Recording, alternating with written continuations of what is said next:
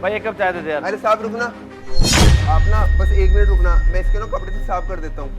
अरे ठीक है भाई। नहीं नहीं कोई बात नहीं साहब। अच्छा हो गया। बैठ जाइए साहब। एक कप गर्मा गर्म चाय दे दो मुझे। जी साहब अभी बना देता हूँ।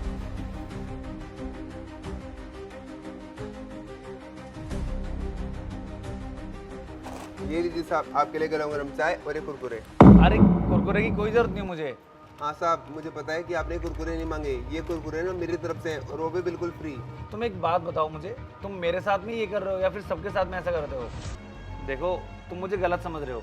देखिए साहब मैं ना आपको बिल्कुल सही इंसान समझ रहा हूँ और मुझे पता है कि आप मेरे लिए क्या हो, आप ना मेरे लिए भगवान समान हो। अरे भाई ऐसा भी क्या कर दिया मैंने? साहब मैं ना आपको एक कहानी सुनाता हूँ। ये कहानी ना एक गरीब चाय वाले की है।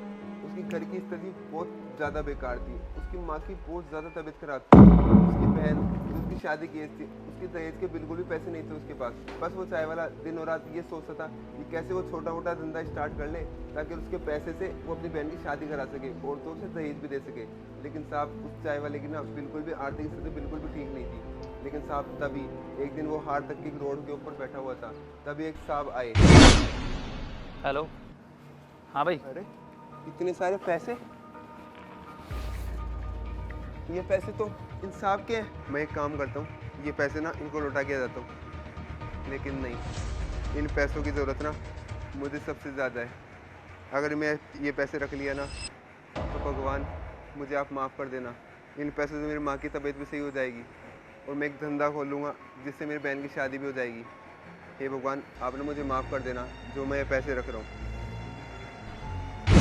पापा उस चाय वाले को ऐसे बोलते थे कि वो पैसे ना जिन साहब के गिरे थे ना, क्या पता उनको उसकी पैसों की सबसे ज़्यादा ज़रूरत हो, जब तक वो साहब नहीं मिल जाते ना वो पैसे वो रखते। लेकिन साहब आज देखिए ना, वो साहब आज मेरे सामने ही है। क्या बात कर रहे हो? जी साहब। मैं? हाँ जी साहब, और ये लीजिए आपके पैसे।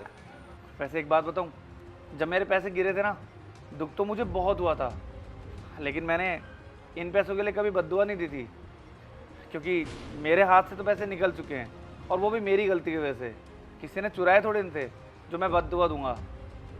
बस इसीलिए मेरे दिल से यही दुआ निकली थी कि भगवान मेरे से आपने ये पैसे छीन लिए हैं, लेकिन एक ऐसे इंसान को देना ये पैसे जिसे कि इन पैसों की मुझसे भी ज़्यादा ज़रूरत हो। सच में मुझे बहुत अच्छा लगा। Thank you so much. अरे साहब आपको थैंक यू बोलने की कोई ज़रूरत नहीं है, ये ना मेरा फ़र्ज़ था कि मैं आपके पैसे लौटा दूँ।